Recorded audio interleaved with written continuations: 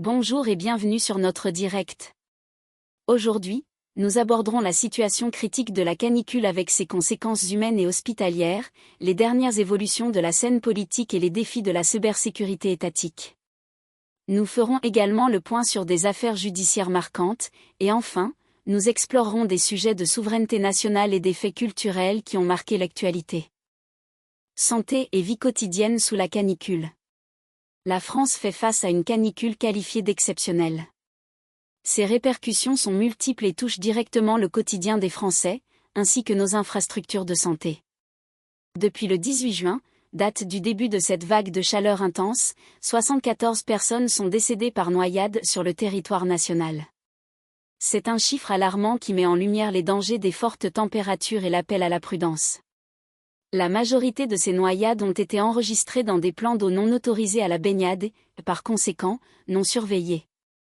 Les services de secours appellent à la plus grande vigilance et rappellent les risques liés à la baignade en zone non sécurisée, notamment les chocs thermiques et la difficulté d'intervention rapide. Face à cette situation, les hôpitaux français ont été contraints de déclencher leur plan blanc. Ce dispositif permet de mobiliser l'ensemble des ressources hospitalières et de réorganiser les services pour faire face à un afflux potentiellement important de patients liés à la chaleur.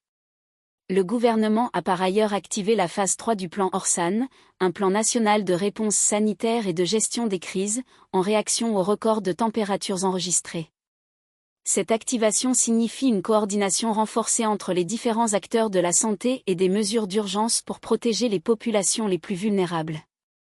La chaleur a des conséquences directes sur la santé des personnes âgées, des jeunes enfants, et des individus souffrant de maladies chroniques, augmentant les risques de déshydratation et de coups de chaleur. Dans ce contexte de chaleur écrasante, la vie quotidienne des Français s'adapte. Depuis une dizaine de jours, la fréquentation des cinémas a explosé, transformant les salles obscures en refuges climatisés. C'est un phénomène récurrent lors des épisodes de canicule, les salles offrant un espace frais et accessible pour échapper aux fortes températures extérieures. Cependant, la canicule expose également des failles structurelles. Elle aggrave ce que des observateurs qualifient de « catastrophe pénitentiaire » dans les prisons françaises. Les établissements sont déjà surpeuplés, et les conditions de détention, notamment l'absence de climatisation ou de ventilation adéquate, deviennent particulièrement difficiles à supporter pour les détenus comme pour le personnel. Cette situation met en tension les droits fondamentaux et les capacités d'adaptation de notre système carcéral. Jérôme Moreau, porte-parole de France Victimes, a déclaré « Aujourd'hui, on a des familles complètement sidérées. » Politique et gouvernance. Sur la scène politique, plusieurs mouvements et déclarations ont marqué l'actualité. Maude Bréjon, porte-parole du gouvernement, a apporté son soutien à la candidature d'Édouard Philippe. Cette prise de position est interprétée par certains analystes politiques comme un coup dur pour Gabriel Attal. Ce type de soutien public d'une figure gouvernementale en faveur d'un autre potentiel candidat à de futures échéances soulève des questions sur les équilibres internes au sein de la majorité présidentielle et les stratégies en vue des prochaines échéances électorales. Les prises de position de ce genre peuvent influencer la dynamique des alliances et les rapports de force au sein de la majorité. Un débat fondamental agite également l'Assemblée nationale. Dominique Régnier, expert en sciences politiques, a publiquement affirmé que la loi dite des « aides à mourir », en discussion, réintroduirait la peine de mort. Cette déclaration forte s'inscrit dans un débat éthique et sociétal complexe, soulevant des interrogations profondes sur le droit à disposer de sa vie, le rôle de l'État et la valeur de la vie humaine. L'Assemblée nationale est convoquée pour voter sur cette proposition de loi le 15 juillet prochain. Les enjeux de ce vote sont considérables, avec des implications directes sur la législation française concernant la fin de vie et les principes fondamentaux du droit. Parallèlement, un incident de cybersécurité majeur a été confirmé. Le ministère des Sports a annoncé le piratage de la plateforme Le Compte Asso. Au total, 227 000 enregistrements ont été volés. Ce piratage a des conséquences directes pour le tissu associatif français. Il a été confirmé que des numéros IBAN d'associations figurent parmi les données dérobées lors de cette cyberattaque. La présence d'informations bancaires expose les associations concernées à des risques d'escroquerie et de fraude financière, nécessitant une vigilance accrue de leur part et la mise en place de mesures de protection. Cet événement soulève des questions sur la robustesse de la cybersécurité des plateformes étatiques et la protection des données sensibles des citoyens et des organisations. Seb Latombe, journaliste, a exprimé son inquiétude en déclarant « Nous sommes ridicules ». Plus de 227 000 enregistrements, dont des IBAN d'associations, revendiqués. Sécurité et affaires judiciaires. L'actualité a été marquée par plusieurs faits divers et affaires judiciaires aux répercussions importantes. Un crash d'avion civil est survenu à Tomblaine, près de Nancy, le 28 juin dernier. Cet accident tragique a causé la mort de 11 personnes. Les victimes identifiées sont 5 moniteurs, 5 élèves parachutistes et le pilote de l'appareil. Les circonstances exactes de ce drame aérien sont actuellement sous enquête. Le Bureau d'enquête et d'analyse pour la sécurité de l'aviation civile, BA, a été dépêché sur place pour déterminer les causes de l'accident, dans l'espoir d'apporter des réponses aux familles et de prévenir de futurs incidents. La communauté aéronautique et celle des parachutistes est en deuil, et la sécurité des vols sportifs est au centre des préoccupations. Dans le registre des affaires criminelles, de nouveaux éléments sont apparus concernant Jérôme Barella. La femme de Jérôme Barella a déposé plainte contre lui pour viol et violence conjugale. Ces accusations s'ajoutent à une situation déjà complexe. En effet, Jérôme Barella est le principal suspect dans l'affaire du viol et du meurtre de la jeune Liana, une affaire qui a choqué l'opinion publique et suscité une forte émotion. Ces plaintes récentes renforcent la gravité des charges qui pèsent sur l'individu et élargissent le champ de l'enquête judiciaire. Elles soulignent l'importance de la prise en compte de la parole des victimes et le rôle de la justice dans la lutte contre les violences faites aux femmes et aux enfants. Par ailleurs, une autre affaire tragique a connu des avancées judiciaires. Louis, un jeune de 17 ans, est décédé à Narbonne dans des circonstances dramatiques. À la suite de ce décès, 5 jeunes individus ont été mis en examen pour assassinat. Cette qualification pénale indique que la justice suspecte un acte prémédité et d'une extrême gravité.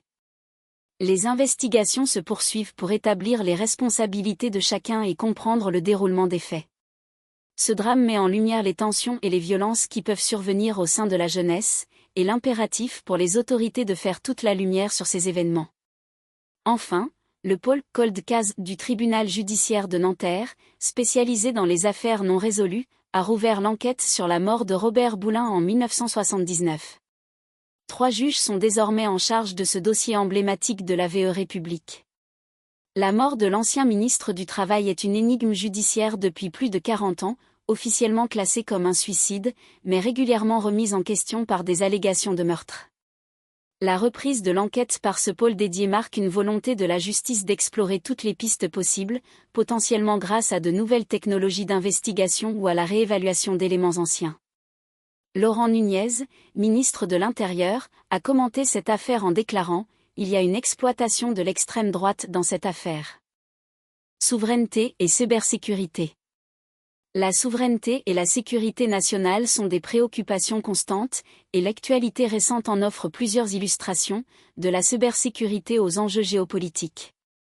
Dans le domaine numérique, des vulnérabilités critiques ont été découvertes dans les produits Atlassian. Ces failles de sécurité permettent l'exécution de code à distance, ce qui représente un risque majeur pour les entreprises et les administrations utilisant ces logiciels, potentiellement permettant à des acteurs malveillants de prendre le contrôle de systèmes informatiques critiques. De manière similaire, des failles importantes ont été identifiées dans le noyau Linux des distributions Red Hat, risquant l'élévation de privilèges. Cela signifie qu'un attaquant ayant un accès limité à un système pourrait obtenir des droits d'administrateur, compromettant ainsi l'intégrité et la confidentialité des données.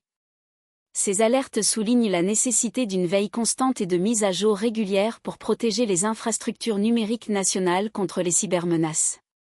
L'histoire nous rappelle également les enjeux de souveraineté et d'influence.